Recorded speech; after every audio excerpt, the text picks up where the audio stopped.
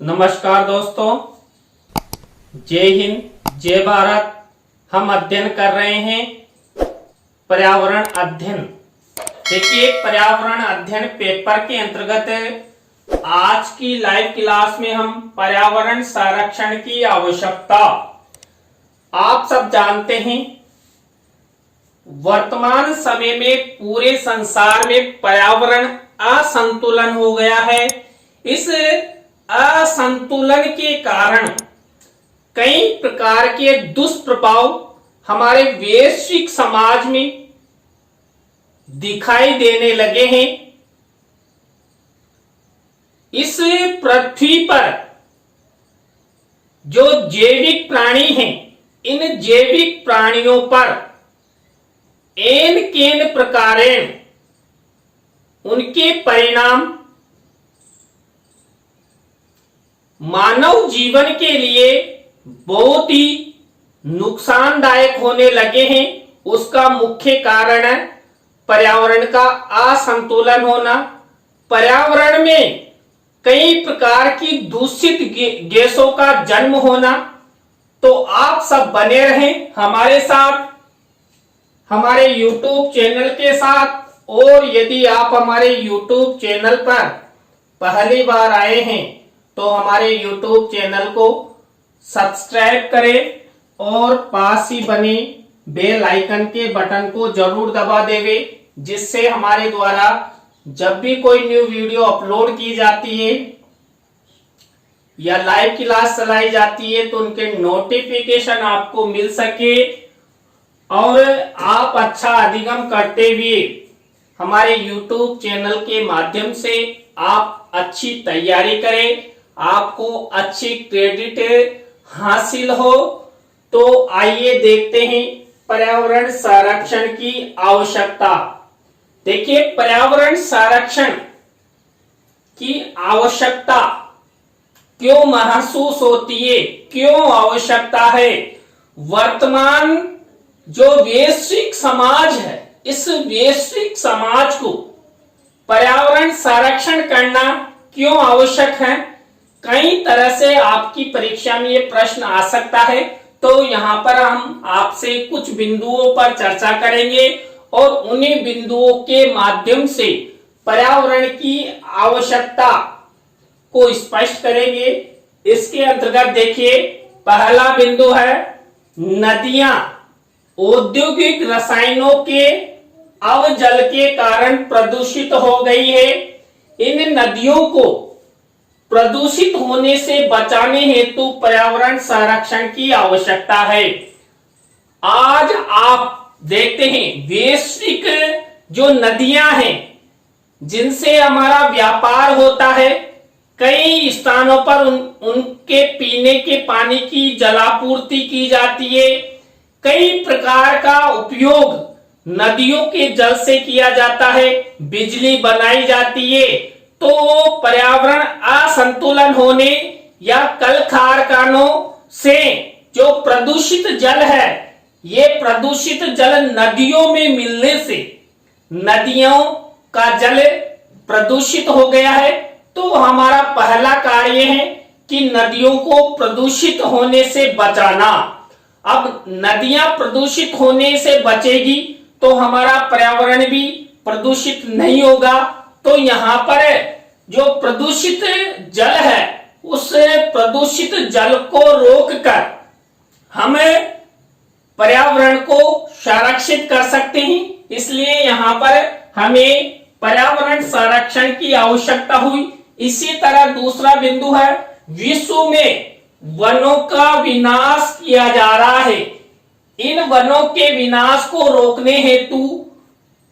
रोकने पर ही पर्यावरण संरक्षण हो सकता है। आप सब जानते हैं पूरे विश्व में कुल क्षेत्रफल का 33% वन होना अति आवश्यक है, लेकिन 33% वन नहीं है।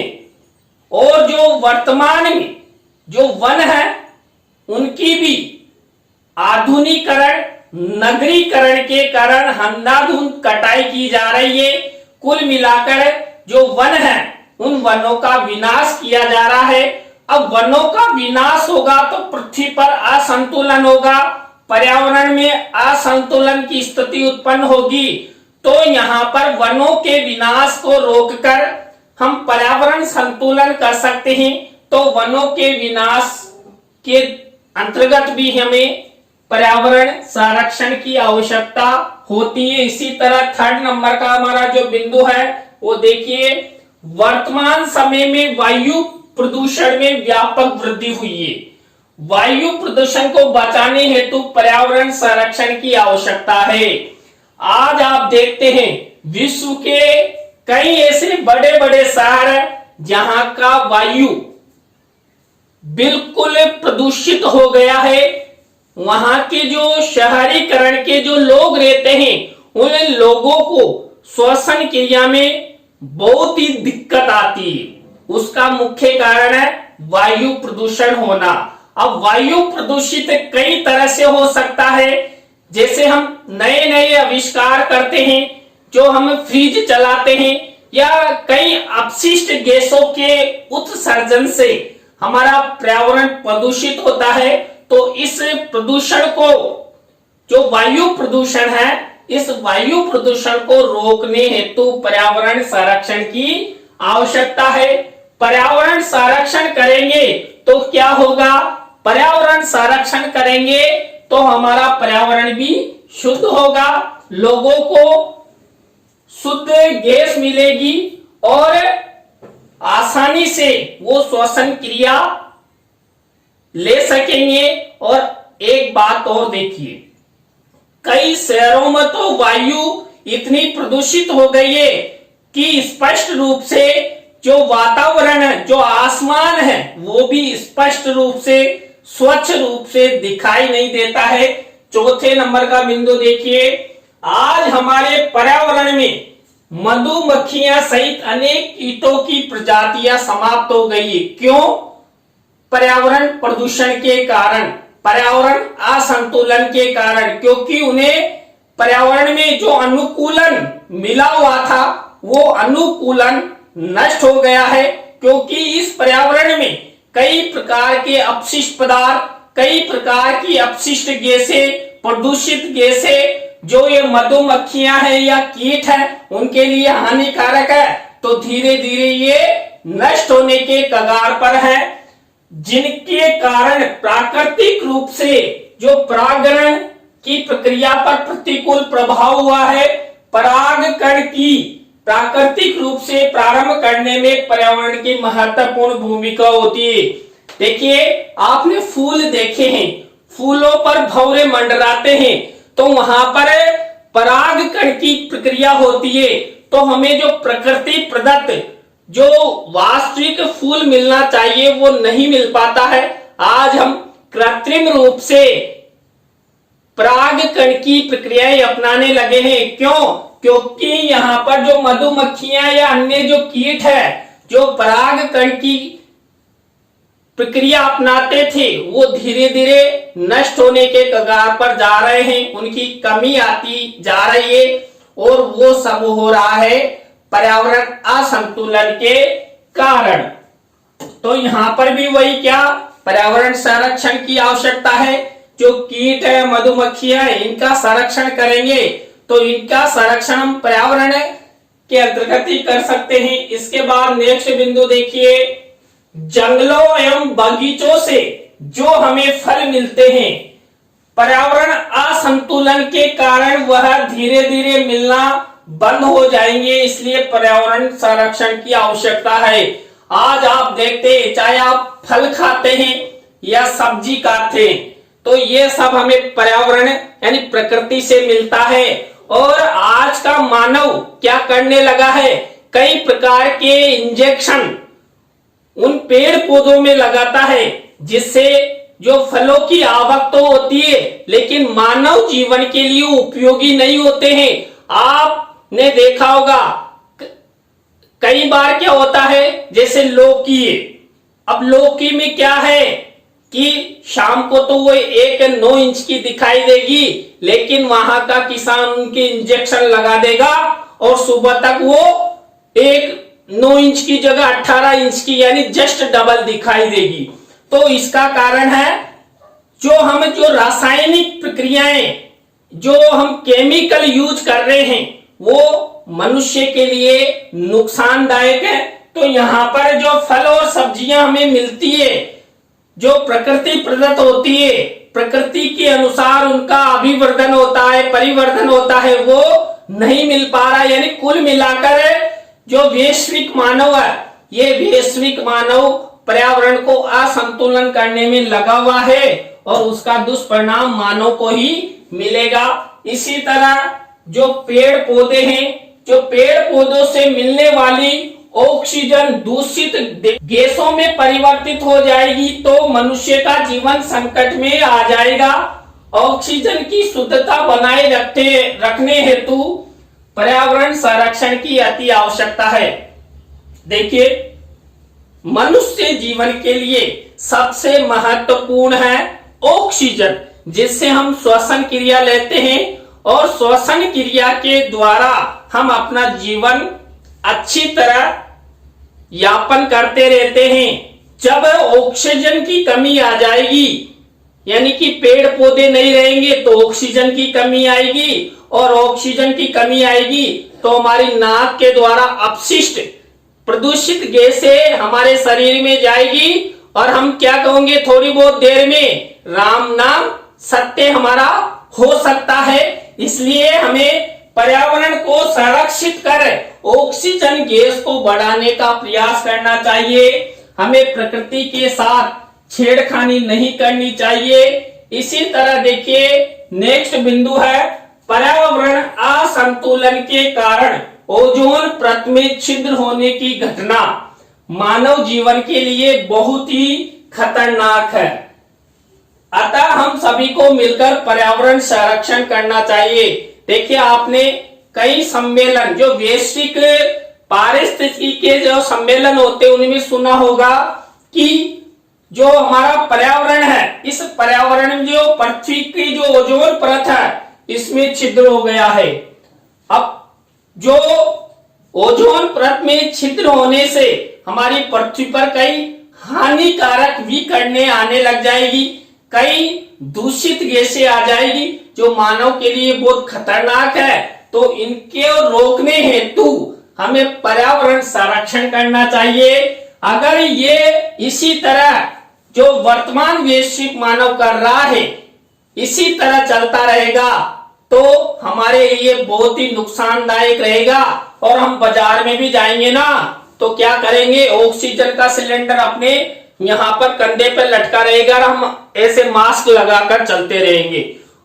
तो इसलिए हमें पर्यावरण को शुद्ध बनाने के प्रयास करना चाहिए, हमारे पर्यावरण को संरक्षित करना चाहिए। हमें कोई ऐसा कार्य नहीं करना चाहिए जो हमारे पर्यावरण को नुकसान पहुंचाता हो। वर्तमान समय में 8वां है, पृथ्वी पर स्थित जल के प्रदूषित होने पर जलीय जीव संकट में आ जाएंगे। जलीय जीवों के संरक्षण हेतु पर्यावरण संरक्षण करना अति आवश्यक है। देखिए, जो पर्यावरण संरक्षण है ये जलीय जीवों के लिए बहुत ही आवश्यक है। आपने मछली देखी होगी, मछली को जल से बाहर निकालते ही थोड़ी देर में वो झटपटाकर अपनी जीवन लीला समाप्त वो कर लेती है। तो यानी वो जल के अनुकूल है, लेकिन जल में ही कई प्रकार के अपशिष्ट पदार्थ हो जाएंगे तो वो अपशिष्ट पदार्थ जलीय जीवों के लिए खतरा बन जाएंगे और धीरे धीरे जो हमारे सागरों, महासागरों, तालाबों में जो पर्यावरण संतुलन को बनाने वाले जो जीव हैं वो जीव खत्म हो जाएंगे। तो यहाँ पर जो जलीय जीव है, जलीय जीवों के संरक्षण हेतु भी पर्यावरण संरक्षण करना आवश्यक है। इसी तरह देखिए, नेक्स्ट बिंदु, वर्तमान समय में पर्यावरण को शुद्ध रखने वाले पक्षियों जैसे चील हैं, गिद्ध हैं, कौवे हैं, इनकी प्रजातियां नष्ट हो रही है। इन पक्षियों की प्रजातियों के संरक्षण हेतु पर्यावरण संरक्षण की आवश्यकता है। आपने चील, कौवे, गिद्ध आदि देखे होंगे और कईयों ने तो देखे ही नहीं होंगे कि कैसे होते हैं। क्यों? क्योंकि पर्यावरण असंतुलन के कारण वो धीरे धीरे उनकी प्रजातियां खत्म हो गई है और हमारी आने वाली पीढ़ी तो उनको देखेगी ही नहीं, क्योंकि जो चील, कौवे, गिद्ध होते हैं ये पर्यावरण को संतुलन बनाते हैं। कई प्रकार के ऐसे जानवर जो मर जाते हैं उनको खाकर वो पर्यावरण को संतुलित रखते हैं। अब मान लीजिए कोई जानवर मर गया और वो पड़ा रहेगा तो जो पर्यावरण है, जो आवरण है, इसमें जो उसकी दुर्गंध से हमारा पर्यावरण क्या होगा, प्रदूषित होगा। इसी तरह देखिए नेक्स्ट बिंदु, कृषि क्षेत्र में कीटनाशकों के व्यापक प्रयोग से प्राकृतिक संतुलन को अपार क्षति हुई है। प्राकृतिक संतुलन को बनाने हेतु पर्यावरण संरक्षण की आवश्यकता है। देखिए आज का किसान कृषि क्षेत्र में क्या करने लगा है, देशी खाद, प्राकृतिक खाद के स्थान पर रासायनिक खाद का प्रयोग अधिक से अधिक करने लगा है। आज का किसान ये चाहता है कि मैं 1 गुना फसल बोऊं 50 गुना पैदा हो, और जो फसल 2 महीने में बननी चाहिए वो मात्र 10 दिन में ही बन जाए। तो ऐसी सोच के कारण कृषि क्षेत्र में अनेक ऐसे कीटनाशक प्रयोग में लाए जाते हैं। और आपने देखा है जो हमारी भूमि होती है, इस भूमि में अनेक ऐसे कीट होते हैं जो हमारे जो पृथ्वी है, इस पृथ्वी की जो जमीन है उसको संतुलित रखते हैं। कहीं आपने छोटे छोटे कीट देखे होंगे जो इधर से उधर घूमते रहते हैं। ये कीट क्या करते हैं, उस पृथ्वी में जो मिट्टी है, इस मिट्टी का संतुलन बनाते हैं। और जो फसलें होती है उन फसलों के लिए भी वो कई ऐसे कार्य करते हैं जो फसलों को बढ़ाने का कार्य करते हैं। लेकिन कृषि क्षेत्र में क्या किया जाने लगा है, कीटनाशकों का प्रयोग किया जाने लगा है। कई रासायनिक पदार्थ, रासायनिक खादों का प्रयोग किया जाता है, तो जिससे वो कीट, जैसे आपने राइजोबियम का नाम सुना है, जो वो बहुत ही लाभदायक होता है। लेकिन वर्तमान समय में ये सब जैसे रासायनिक खाद है, कीटनाशक है, रासायनिक पदार्थों के प्रयोग से कृषि क्षेत्र में भी जो कीट है वो नष्ट होने के कगार पर है। तो यहाँ पर पृथ्वी यानी भूमि के संतुलन हेतु भी पर्यावरण संरक्षण करना आवश्यक है। पर्यावरण में असंतुलन के कारण अनेक औषधीय पौधे नष्ट होने के कगार पर है। औषधीय पौधों के संरक्षण हेतु पर्यावरण संरक्षण करना आवश्यक है। वर्तमान समय में आप देखें जो हमारा आयुर्वेद है, इस आयुर्वेद के अंतर्गत कई प्रकार के औषधीय पौधों का प्रयोग किया जाता है। औषधीय पौधे पर्यावरण असंतुलन के कारण उत्पन्न नहीं होते, परिवर्धित नहीं होते हैं। तो यहाँ पर पर्यावरण संरक्षण करना अति आवश्यक है, जिससे हमारे औषधीय पौधे सुरक्षित रह सके। इसके बाद मानव रोगों जैसे चर्म रोग, हैजा, पेचिश आदि रोगों से बचने हेतु तो पर्यावरण संरक्षण की आवश्यकता है। हमारे वैश्विक समाज में कई प्रकार के ऐसे रोग हो जाते हैं जो मानव के लिए दुष्कार्य, नुकसानदायक होते हैं। उन सबको रोकने हेतु हमें क्या करना होगा, हम सबको यहाँ पर पर्यावरण को संरक्षण करना अति आवश्यक है। इसी तरह नेक्स्ट बिंदु देखिए, यहाँ पर यातायात के साधनों से निकलने वाला धुआं भी पर्यावरण को प्रदूषित करता है तथा मानवों के लिए अनेक रोगों को जन्म देता है। धुएं से निजात पाने हेतु पर्यावरण संरक्षण करना चाहिए। देखिए जो धुआं है, धुआं आपने देखा होगा हमारी श्वसन क्रिया के समय हो जाए तो हमें श्वसन क्रिया में बहुत दिक्कत हो जाती है। तो यहाँ पर धुएं के निजात हेतु भी हमें पर्यावरण संरक्षण करना आवश्यक है। इसके बाद देखिए जीव जंतुओं और मानवों को बचाने हेतु पर्यावरण संरक्षण की आवश्यकता है। जो हमारे वैश्विक धरातल पर जो जीव है, मानव है, उन सबको बचाने हेतु हमें पर्यावरण संरक्षण की महत्वपूर्ण आवश्यकता है। हम सब, आप सब मिलकर पर्यावरण को संरक्षित कर सकते हैं और पर्यावरण को संरक्षित कर मानव और जंतुओं का जीवन सुनिश्चित कर सकते हैं। और यदि पर्यावरण असंतुलन रहेगा तो देखिए, आपने सुना होगा पहले का मानव 500 साल जीवित रहता था, वर्तमान का मानव 50-60 साल से अधिक क्यों जीवित नहीं रहता है? उसका मुख्य कारण यही है, पर्यावरण असंतुलन। पर्यावरण में कई प्रकार की दूषित गैसें जो बराबर मनुष्य के शरीर में जाती रहती है और मनुष्य के जीवन को नुकसान पहुंचाती रहती है। इसके बाद है परमाणु संसाधनों के प्रयोग द्वारा पर्यावरण प्रदूषित होता है। परमाणु विकिरणों से पर्यावरण को सुरक्षित करना आवश्यक है।